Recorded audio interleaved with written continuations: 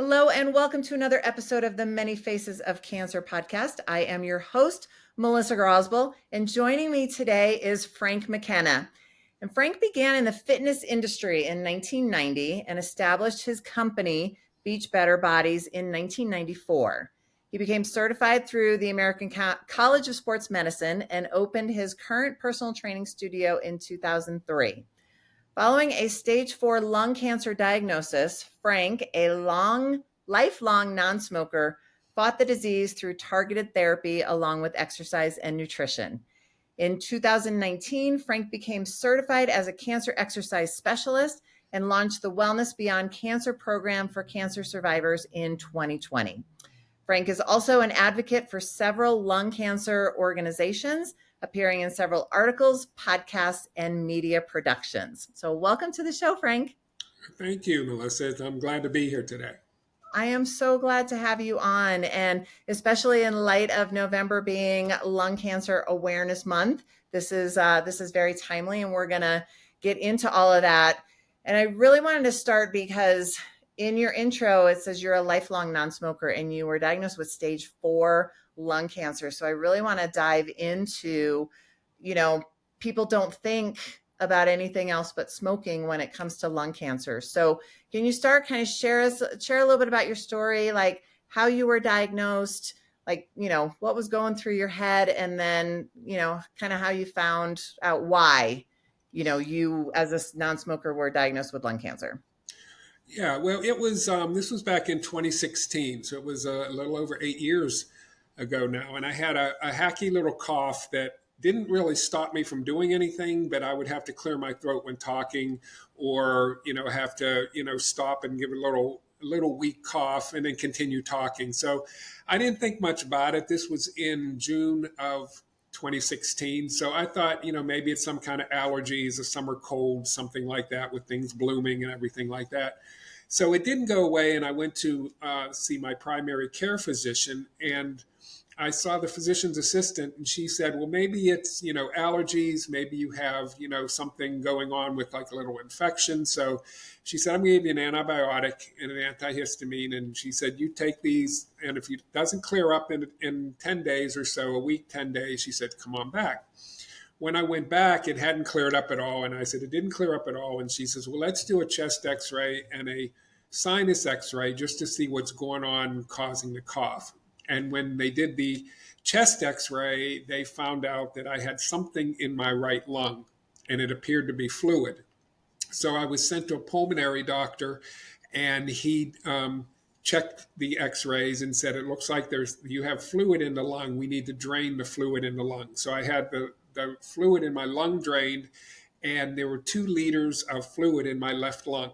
And he had said, do you get tired? Do you have trouble like walking upstairs? Do you have trouble going out and get the mail and coming in? Are you winded? And I'm like, no, I work out every day. I'm a personal trainer. I train clients every day. I train myself, 5 times, 6 times a week. I don't notice anything. And so he had the fluid analyzed. And when the fluid came back from the analysis, I went in to see him. And I'm thinking I have bronchitis, or maybe, I have pneumonia or something, just something like that. And he said that that it came back and it was cancer cells in the lung. He said it's lung cancer. And he said, but we need to do a PET scan and find out a full MRI and find out exactly what's going on. So I went for the PET scan and found out that I had the cancer, and because it had spread, it was stage 4. It had spread to both lungs. It was also had spread to my shoulder and my groin, my hip, into my back, in my left femur, and in my stomach. So there was cancer in all through the bones. So it was everywhere, and I didn't have any clue. Holy except cow. For a hacky little cough. So wow. He had recommended me to an oncologist, and I met with my oncologist. And when I first met with her, it was like, how can I have lung cancer? Because I don't smoke. I don't work in any environmental areas. There's no radon or anything in the home. There's none of those environmental factors that I would have stage 4 lung cancer. And she explained that they were analyzing the fluid from the cancer, and they think that there would be some type of a genetic mutation. And what a genetic mutation is that the genes in the body, everyone has genes in the body, throughout the body, and certain cells in those genes can mutate, and when they mutate, they develop into a cancer. They don't all mutate, and sometimes they'll start to mutate and get wiped out by the body, but sometimes they develop. And when they develop, that's when the cancer develops. And she said, you had, when they did the testing of the fluid, it came back that I had a specific genetic mutation. And my wife and I were like, well, let's start chemo, let's start radiation, let's start doing whatever we need to do. And she said, no, because you're not a smoker, you don't have, the typical type of cancer, you have this genetic mutation. We can treat that with a targeted therapy, which is taking a daily pill. And you take the daily pill, and it targets that specific bad cell and gene that's in the body. If you have chemotherapy, it targets everything in the body, bad cells, good cells, everything in the body, like a bomb going in there and destroying everything. She said, this one targets your specific mutation. So your healthy cells will remain healthy, and the cells that have the mutation, that would the purpose of the targeted therapy is to stop it from progressing. It would halt the progression of any of the cancer and hold off the cancer so that you could continue to be healthy and continue to live through the diagnosis, because the cancer would be stopped in its tracks with the targeted therapy. At least that's the hope of being put on a targeted therapy. Now, are there lots of different types of targeted therapy, or is it like one specific? I mean, depending on what your gene is, but like, There are yeah, I lots mean, of are different there different types?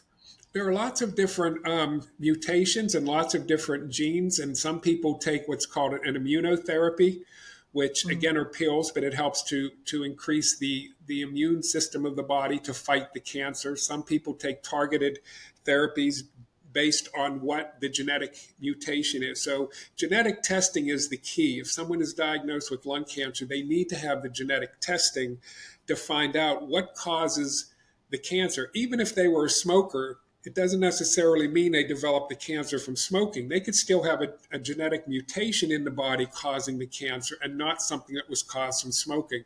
So even if they have a smoking history, they need to see what that genetic mutation shows. And if it shows no genetic mutation, then maybe it is environmental, or maybe it was smoking, or it was something, or they just have an unidentifiable genetic mutation. But if they can identify the genetic mutation, then they can gear the treatments towards that genetic mutation, whether it's immunotherapy, whether it's a combination of a targeted therapy and a chemotherapy, or an immunotherapy and a couple different immunotherapies, or combined with a radiation or a chemotherapy, depending on the mutation, depends on what the treatment is. So that's why screening and early screening for people who are eligible for early screening for lung cancer, it's important if you have that smoking history, or if you don't have a smoking history, just to kind of be aware of what can happen in your body. Because as I found out through this journey, all you need to get lung cancer are lungs. That's all you need. You don't have to have done anything or do anything. So the earlier stage you can catch it. If you can catch it in an early stage, like a stage 1, stage 2, you can possibly have surgery and take care of the cancer. I was diagnosed in stage 4, which meant it had progressed so many different places that surgery wasn't an option. You had to go either a chemotherapy, an immunotherapy, or a targeted therapy route. So now, is this a specific genetic testing, or like, because with me having breast cancer, they have recommended that I get genetic testing to see if I have the genes or whatever. And I know that genetic testing can now test for, I don't know, like 87 different cancers or something. Is this the same testing that you had done, or is this a specific testing for lung cancer? No, that was the same testing that I had done. And the Okay. one mutation that I have was the only one that showed up as being prominent. And the other, mutations like BRCA1, BRCA2, HER2, the other ones that, people may be more familiar with, all came up as negative. I just had the one mutation that showed that was the one in the lung, which showed the targeted therapy. But it was the same where it tests, 80 some different types of, mutations or whatever can occur in the body, and that for the full panel of that genetic testing. Wow. Okay. And now are there side effects to this pill that you take every day, like similar to, chemotherapy, or is it, pretty much just taking a pill every day and it's killing the cancer cells? For me, it's taking a pill every day and killing the cancer cells, basically. Great. But there are side effects associated with it. None of them are as extreme as chemotherapy. But Okay. some people have stomach issues. Some people have, where they may have a rash. Hair loss isn't like a common one like it is with chemotherapy, but you could have thinning of the hair. Nails can become brittle. You can get some of what I call more annoyances than Mhm. side effects, but it's different things that if you do have them, you kind of learn to deal with. But there are some people who even a targeted therapy can't tolerate that based on how their body reacts with it, so they have to try a different route. But I've been fortunate that the side effects that I've had, like I said, I look at them as minor annoyances rather than any type of major side effect. Which is kind of the best case scenario in, a situation like this. Absolutely. Now, you had kind of alluded to, is there, I guess, kind of like an end date as far as, it may stop working at some point, or do they feel like, one targeted therapy will continue to work for the rest of your life? Well, from the research, it says all targeted therapies will stop working at some point.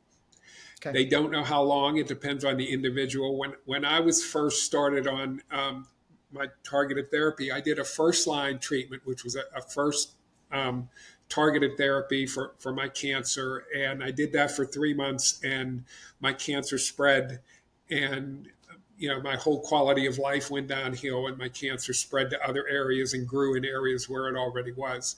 So I started then a second line treatment, which was a different type of treatment, but you had to fail or be unsuccessful on the first treatment to go to the second treatment. But thankfully, there was that second treatment to go to, and which that treatment is now a first line treatment. So if you have my mutation, you can get it first line now. But it had just come out of clinical trials back in 2015. It came out of clinical trials, and I started it in 2016. So at the time when you read the literature, which my doctor said don't read any of the literature, it gives you like the median survival is 24 months, maybe 36 months. I mean, it's not it's not very cheery and heartwarming what their statistics show. But starting this December 5th, I will be on my second line treatment for 8 years. So that's Wow. not typical. And Okay. I do a lot of work with fundraising and raising money for research, because the doctors know that these targeted therapies at some point stop working. So they're looking for the what's next. They're looking for when this one stops. I did a phase one. This was my second trial. There is a third trial that I could try. There's a fourth trial that I can try. So doctors are coming up with new therapies, new targeted therapies, new combinations of pills, so that so that once the cancer overcomes the targeted therapy, they can kick something else in and halt the progression of the cancer again, or manipulate something in the cell of the body so that it doesn't progress and continue on to progress throughout the body. So it's very important to keep up on what's the latest, what's going on in research, and and as I said, I'm involved in some fundraising in different organizations to keep abreast of what's next, what's coming next, what are the new therapies that are coming out, because everything I read, they don't last forever, and I'm fortunate to have 8 years and don't plan on stopping anytime soon. But there's also I also realize that there could be some point when I do start to have progression again, and at that point then I need to look at the what's next. So has your, so you are NED, no evidence of disease right now, correct? So is that like all of those spots are gone, or is this just halted the progression of what you already had? Yeah, I have been no evidence of disease since early 2018, and that means that nothing shows up on the PET scans. And when I was originally diagnosed, and then I did 3 months with the first targeted therapy, which didn't work. When they did scans again in November of 2016, the largest tumor in my lung was 6 centimeters by 4 centimeters, which is pretty big. That's pretty And that big. that was the largest one in my lung, and I had other ones, but that was the largest. And in early 2018, when I had my PET scans, was the first time the report said no evidence of disease. Nothing was lighting up anywhere. So um, nothing, in the bones, nothing in, the shoulder, the groin, the hip, the lungs, anything where I had all of those light up, from a PET scan when I had that back in 2016. Nothing is lighting up at all. So, I feel great. I don't feel like I have cancer at any time. I know I do because I do all this advocacy work and everything for lung cancer, but I don't feel like it stops me from just still doing my personal training and still working with clients and still working out myself everything that I want to do. I mean, that's an absolute miracle. I'm blown away by that, to go from, tumors everywhere to absolutely nothing with this one little pill a day. It's a miracle drug, definitely. And I mean, I have to say, like, full disclosure, so my background is in chiropractic, and I, spent 25 years of, alternative therapy's good, medicine bad, and, we shouldn't be just pushing more drugs on people and things like that. But stories like yours really help me to see the benefits of doing research on therapies and things that can help people. My first thought is always prevention, like we should be doing more to talk about prevention. But there are so many people who, like, they're past that stage, like they already have it. And to hear stories like this, it's totally changing my view of research and coming up with new drugs and therapies, because these are like miracles and helping people to extend their lives by years and years and years that wouldn't be possible, without those things. So thank you for that. And I think they go hand in hand because I know when I was diagnosed, every doctor I saw, from my oncologist, general practitioner, pulmonologist, all of them said, you're in incredible shape. Keep doing what you're doing. It obviously has to help you. So I think that prevention part of being in good shape, of trying to eat the right foods and not try to stay as close to feeling as good as you can, I think definitely helps if you do get diagnosed with something. And that's what I've Mm. kind of, tried to pick up on with, as a personal trainer. I have lung cancer, but I'm also a personal trainer. So can I get people to keep moving? Can I get people to, maybe to look and say, well, he's got lung cancer and he's doing it. Why can't I do a couple exercises or do something? So, and I just think that helps no matter what you have as far as a disease, or just as we get older. You just you got to keep moving. You got to keep the body moving and keep the body fluid, and just keep going. So I think that they do that. Prevention and new therapies and things do go hand in hand. I mean, I rely on the pill, but I also want to do as much as I can to stay in the best shape I can, inside and out, to fight whatever, is happening, or whatever the lung cancer deals to me. I want to be able to, be strong enough to fight that. Well, and you're the classic definition of, you can do everything right and still get cancer. Like I don't think there's any way to 100% prevent, cancer is non-discriminatory. And, and yours was a genetic mutation. It's not like it was something that you were doing from a lifestyle standpoint that caused this. And so, absolutely, the more you can be healthy, that's going to go a long way. But there are also other situations. And so we have to be prepared that, you can do everything right and still get cancer. And then you can do everything wrong and not. And yeah, yeah, like I say, you just need lungs to have lung Yeah, cancer. That's your only prerequisite. exactly. So I want to talk a little bit now. So you've really gotten into advocacy and stuff. So tell us a little bit about like what this experience, how has it changed like your outlook and what you're doing with your life now versus before you were diagnosed?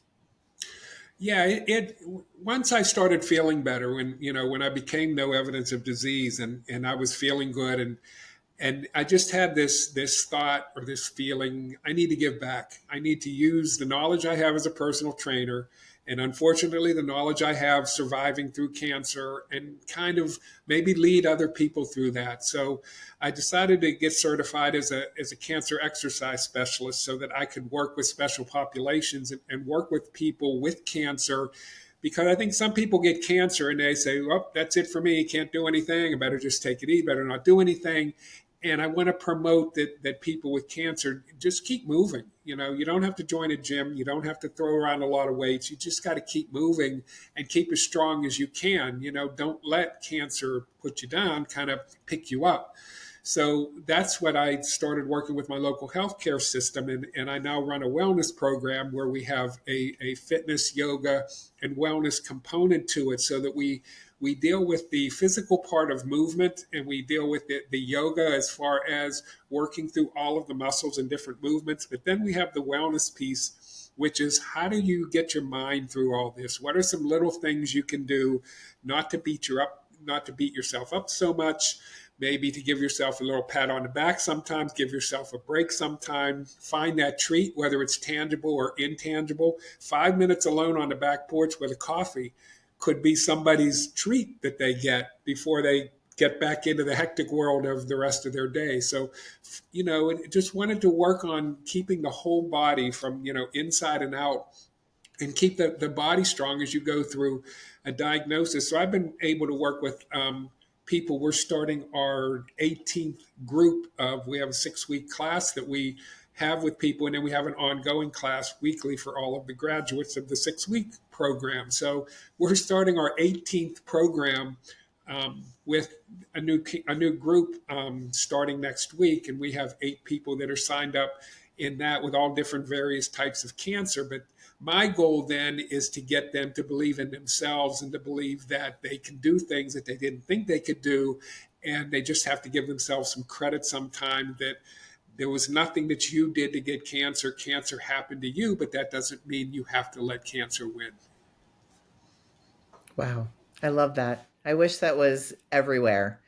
I'm actually working with someone here in Colorado to try and bring a similar thing to our rec centers here, because you're right. People get cancer and they a lot of times just throw up their hands and like, well, this is my lot in life, so I might as well just, enjoy the time that I have left. And there's so much that you can do from a health standpoint, just moving your body and working on the mental piece that, goes such a long way. Like they tell you, if you're going to go in and have surgery, the healthier you can be before you go in, the easier recovery will be. And it's, and cancer's the same thing. And and you can regain your health after treatment or after a diagnosis. And having programs like yours is just so important for people.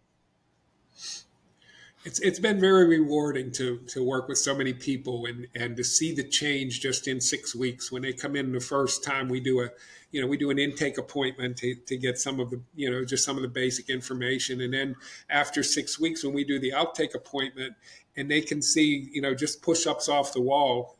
We did an outtake appointment yesterday, and a woman increased her push-ups off the wall in 1 minute by 10. she went from 23 to 33. And for her, Wow. did I do better? And it's like, yeah, you did 33, and the first time you did 23. And just to see that, then you see their face like, oh, I can do this. I can, I got stronger. I did something. So it's just kind of the physical part, but just kind of that giving that confidence mentally that, you can handle challenges and, see what you could do in 6 weeks. Now continue this a little bit so that, you don't lose it all. Now you have the tools. So just kind of move forward and continue to do that. Absolutely. And then do you work like one-on-one with clients, with cancer clients as well? I work one on one in my studio. I have one person that did have cancer. She's in remission now, but haven't they don't have cancer. But I've had clients for some of them I've had for over 20 years. So when we started out as 30-year-olds working out, now we're 50-something-year-olds and 60-something-year-olds working out. So it's still working with an older population, which is so similar because even if you don't have a disease, you get older. Oh, I can't do that anymore. I can't move like that anymore. I can't, and I've got a 3-year-old granddaughter, and when she comes over, I'm on the floor wrestling with her and climbing with her and crawling with her, and you don't want to give those things up that when you have that opportunity, but you've got to keep you've got to keep moving. And so that's what I do in my studio, is just work with people on a lot of the same movements, and just getting movement and getting a little bit stronger, working on balance, working on posture, working on their breathing, all of those just basic things that you kind of don't think about. But as you get older, balance is a huge one, that they have that agility and flexibility, but they also have that balance that, maybe they can catch themselves before they fall, or they, you can do those things rather than just, not having any ability to do that. So they're both of my quote careers in training are kind of, they kind of mix together, because whether you have a disease or a cancer or not, we still have to take care of our bodies as we age. Right. I tell my clients a lot when they say, well, my knee hurts when I do that, so I shouldn't do that. And I mean, outside of an actual injury. And I say, no, because your knee hurts, we need to do this so we can strengthen the area so that your knee doesn't hurt anymore. Yeah, Instead of yeah. using pain as like, this is an absolute no, it's like, okay, well, let's strengthen the areas around it and see if we can help the pain stop. Definitely. And I hear that all the time. They say, I really hate this exercise, but I know it's good for me. And it's like, we don't do anything just to throw something out there. There's a purpose to why we do everything. And it's usually to get something stronger that maybe you don't want to get stronger right now. But yeah, it's Yes. for your own good. Because lunges are always going to suck. They're really good for you, but nobody ever loves doing lunges, Yep, yep. Exactly. All right, so tell me a little bit about like the organizations. Like, are you a speaker? Like, do you go out and like what do you? I know you work with a couple different like cancer organizations as well. Yeah, I do a lot. There's different groups that I work with, and I guess they have different purposes. There's one group that I work with, and it's with a group called Voices of Hope, and it's cancer people that have had cancer, and we kind of just spread awareness wherever we can. We'll do some blogs, or we'll write articles, or we'll do like little interviews, or just a little like a short little TikTok 20 seconds about the importance of screening, or what is a targeted therapy, or how do you know what is genetic testing, should you have it done, just quick little to get the information out. But then I work with some other groups where we go to Capitol Hill each year, and we advocate for lung cancer research within the federal budget, where they have different research dollars for all the different cancers, and we go to show the importance of lung cancer, that compared to other cancers, unfortunately, we have more people die from lung cancer just because it's such a deadly cancer. And even though some cancers may have more people who are diagnosed with a certain cancer, it's usually not a death sentence or a short time to live with that cancer. So we Isn't kind of lung cancer stress. the number one? Isn't lung cancer the number one killer? Yeah, of Okay, that's what I thought. and the problem is, the stigma of smoking. Well, you smoked, you got lung cancer, which even if you smoke, that doesn't mean you deserve lung cancer. That's Right. you know but and that's kind of the stigma. But so many people, like myself, so many in our group, are non-smokers. We have, a couple of the girls in our group are in their late 20s, and they have stage 4 lung cancer, and they didn't smoke, they didn't do anything, but they have it. They have this mutation. One of the cells mutated, and they have lung cancer. So, it's the importance to get that funding so that we can stop all lung cancer, regardless of whether it's smoking, whether it's radon, whether it's a genetic mutation, or whatever it is. We want to stop that and have the funding for the treatment so that if somebody does have it, they can expect to have a long life and not think, oh, this is my death sentence. How many days or how many months do I have? And you want it to take just like anything else. Oh, okay, this is what I have. Now what's my treatment? And I can go through my treatment. So we want to try to give them hope. And then there's other organizations that I do a fundraiser through.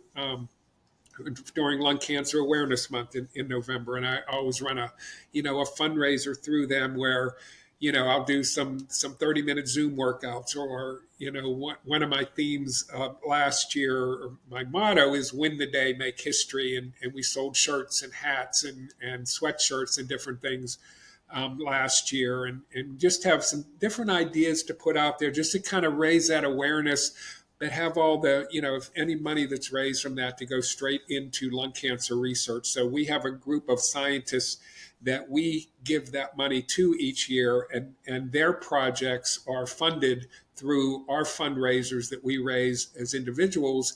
And that money is pooled together, and then they can give that money to the different scientists who are working on that what's next that we all look for, that next therapy, that next breakthrough, that next treatment. And we even like to say, the cure could be out there. We're not just saying treat forever and ever, but let's find that cure for lung cancer and all cancers. So it's that funding of the research which is going to get us there. So I do a lot of different organizations, and they all have different purposes that I work with them for. But and it keeps you busy, but it's really rewarding when you're reaching people, or you see that funding, or you meet the scientists that you raised the money for and funded their project, and then you meet them, and they can tell you, this is what I did with the money, this is what my research showed. And so it really comes full circle with asking for the money, getting the money, giving it to the young scientists, and then them giving you the results of, this is what we found. And now we can go to the next step, which could take it into clinical trials. And this could someday be the therapy for people that they can extend their lives on. Wow, I love that. And do you have with this November, do you have information that I can put in the show notes and stuff about a fundraiser going on, for this November? Yeah, we're putting a lot of things together where, we always try to see, what else could we do to kind of raise awareness. And a couple of years ago, I did the 30-minute Zoom workouts, which I'll do again this year. And all this will be, I can send a link, all of this will be on there, but I'll do like just little 30 minutes of movement. And I did them on Wednesdays and called it Wellness Wednesdays. And then I took the Wednesday part, and win the day is my motto. So I did Wellness Wednesday. So Oh, WINS for the wins, to kind of like put it all together, and just did the 30 minutes of movement with people. They could zoom in. They didn't need any equipment or anything to use with that. It was just all using some body weight and just different things that we have. And then last year I did the shirts and hats and sweatshirts, and we're looking this year. My wife does some art, and she's going to put some paintings on. She's going to do a storefront, and people can go on and purchase the art on the website, and then all of the proceeds from that go into the fundraiser for November, that I run from November through the end of the year. So we're trying to just raise as much money as we can and give people something for that, whether it's the T-shirt with an inspirational message, whether it's a piece of art that they really seem attached to or like. What's the story behind that? Some of the pictures I know have stories behind what that artwork is, or just kind of being aware, hey, it sounds like a great organization. It sounds like they're doing a lot to kind of, give hope to people. So maybe this is where I want to, spend some of that money that I was going to donate. Maybe this is a worthy place to do that. So just kind of, don't shut ourselves in to stop and say this is enough. And my daughter did the designs for my Win the Day, Make History, and she's doing another design for this year. She wanted to have a new design for November. So she's working on that. My wife's working on the paintings, and I'm going to put all this together for the website and just hope we, can raise some money for funding for lung cancer research. That's awesome. And if anybody's watching on YouTube, the two paintings behind your head are both done by your wife, right? They are all over the house. Yeah. That's wonderful. Well, we will put the link in the show notes, for that website. And, you can go and purchase a beautiful painting or a great Win the Day, Make History t-shirt or hat and do some great things for lung cancer research. So I always end, I ask all my guests, so what is like your biggest piece of advice that you would give to someone who maybe they were just diagnosed or they're just starting on this treatment journey after diagnosis? Like, what is one piece of advice that really helped you or that, you would give to somebody to kind of help them through these early stages? I think the main thing is, don't give up hope. And every day that you get up and that you're alive is another opportunity for you to make the most of that day, whatever that is. Whether it's sitting and relaxing or whether it's going out and being active and doing something. You were given a gift of another day. When you get that gift, use that gift of another day and make the most of that day. And when you get to the end of the day, you say, I did pretty good today, and you're excited to get that next day. So it's like living your life, no matter what. You get up, let's live the life today, and let's keep going through through whatever comes up. We work through it, and we keep going. And even if it's not a good day, tomorrow we get another chance. We get another day. We're thankful to get that day. I love that. One of my mottos is, and it comes from a movie that I didn't like, but I love the quote. It's any day above ground is a good day. That's true. That's definitely true.